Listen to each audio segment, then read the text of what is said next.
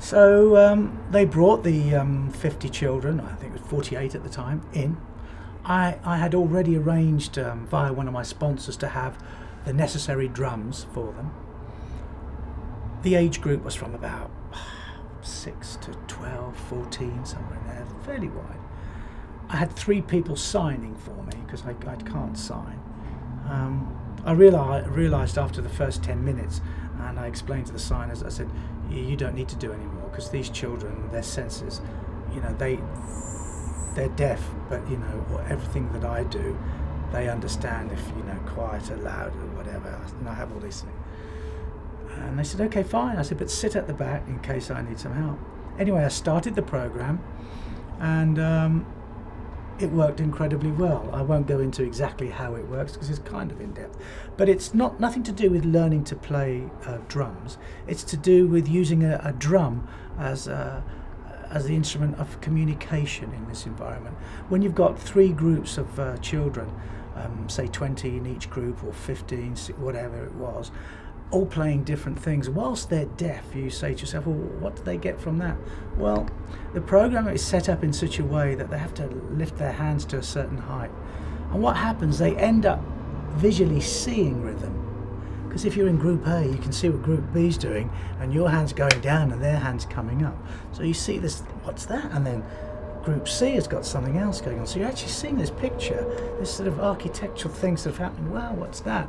And of course they can feel it because they're using their hand. I don't let them use beaters or sticks. And some of them take off their shoes, if they're capable of like taking shoes off and putting their feet on the floor. I have these other little special drums which go in between their knees, and they get a sense of vibration through the floor. Anyway, after about 50 minutes, which is a long time doing the various little games that I play, as well as a mathematics sort of number type configuration changing from side to side, from group to group, they're actually playing something quite complex.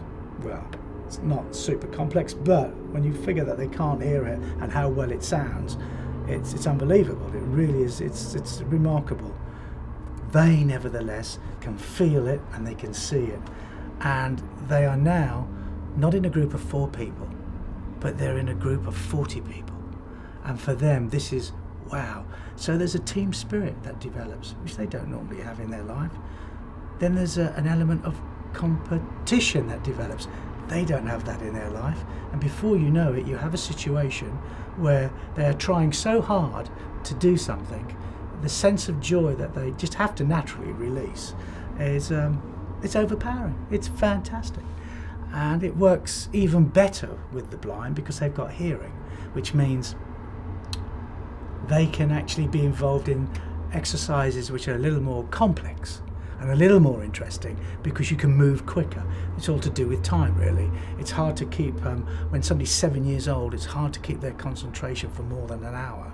Usually at 50 minutes I see it really dropping, so I peak at 50 minutes, and if I can squeeze another 10 I always go it, but it's very, very difficult. And that's basically what I do. For the blind people, what does that improve in their lives? I think their social activities become stronger. They've now been part of a group, part of a team, and they get very excited. There's a story which you should hear because it is really, it was the one that, because you don't realise how, you know, if they're deaf, you don't realise how strong these other senses are that they have. It's unbelievable. For example, one year I teach, and there's a girl who's really good. She's Iranian or from Asia somewhere. She's got all the little henna sort of marks on the back of her hand painted. She's blind. In actual fact, she doesn't have a face really. Her forehead just comes right down here, and she's got a little nose. And she has an unbelievable sense of rhythm. Unbelievable. I play something and she repeats it like that. Even a 3-bar phrase, she'll repeat it. Oh, okay. And she'll even string 2 together for you. Never played before. She was great, so I brought her down to the front of my class, of this one section. There was 2 or 3 sections again, I can't recall. She kind of helped this one section get stronger, and that was the competition thing. That's that. Anyway, a year later, because as I said I only do this in April, She turned up again. I didn't see her come in, but I think there was about 60 children actually, the most I've ever done. I didn't need 60, 50 is plenty, but there was about 60 children. I think she had requested that could she come again, and anyway, they didn't tell me. Some of the kids had already been there because I tried to spread it out each year. Anyway, I got them in their groups. I walked up one of the aisles, and because I like to walk up and just check that they're all seated and got whatever drum they like, because I like them to have a drum they can put under their arm or in between their legs or hold on their lap, depending. As I walked up this one aisle, there was a little girl who was having a bit of a problem. So I was about to walk in and help her. I hadn't said anything at this stage. They weren't told I was in the room.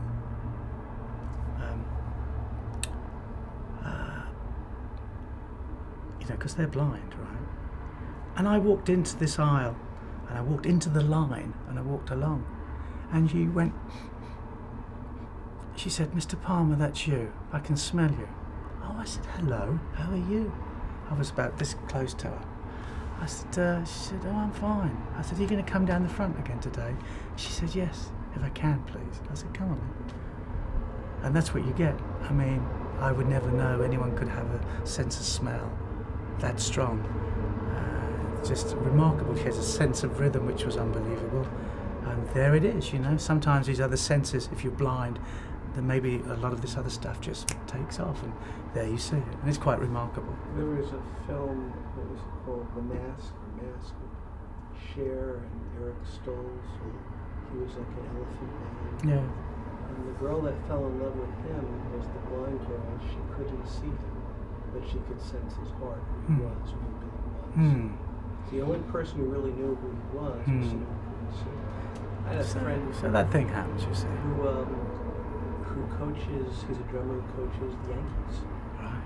His name is Jack Scarangelo. No. He worked with Buddy Rich, and Buddy was his mentor. Mm-hmm. He would coach people like Ali as well, and Joe Namath. Right. Yankee Stadium, he's there every day. He was coaching everyone. Is there something that we haven't talked about regarding, say, your new projects or things you'd like to discuss? Yeah, as you know, I'm on tour for the first time in America with my own band. We've been together about 5 years, played all over Europe. It's an instrumental band. It's guitar driven. I had a lot of fun getting the original piano parts and trying to get some kind of transcription for guitar, trying to find out what would work and what wouldn't work. As you know, if you play piano yourself, a lot of pianists would like to see the transcriptions too. Yeah, you can't play everything on guitar that you can play on piano, because you can play more harmonies. So certain things get lost out, and then it changes the tune. It doesn't sound as good. The melody's not as strong. It took me 2 months. I went through all of the pieces of music that I wanted to play. I ended up with a repertoire of 14 pieces. I thought this was the most honest approach. I didn't want to have a keyboard player in the band, because that would be like trying to emulate Keith Emerson, and why do that? It's not new. It's not taking a chance. I figured this was the most honest way, the real way. I thought also putting a singer in front, that's great, but no, not really. Not singing Emerson, Lake and Palmer lyrics. It would look like a cover band, I just wouldn't want that. So I thought I would like to use the vehicle. I'd like to use some of my heritage, but it had to be clean, it had to be honest, and I had to find a new way. And this is the way I decided to do it. I love playing in trios and have done ever since I was 18. It's the ideal format for me. So that's what I have. I have a great trio. The guys are both teachers. One's a teacher at the Brighton Institute of Music. The other one has written about 3 or 4 bass books, which Stuart Clayton, that actually get used in the institutes throughout the UK, the musical academies and so forth. We have recorded a DVD. It's all done and dusted. It was recorded in Romania for an MTV Progressive Rock Festival, if you can imagine there is such a thing. Yeah, in Romania. Very extremely unusual.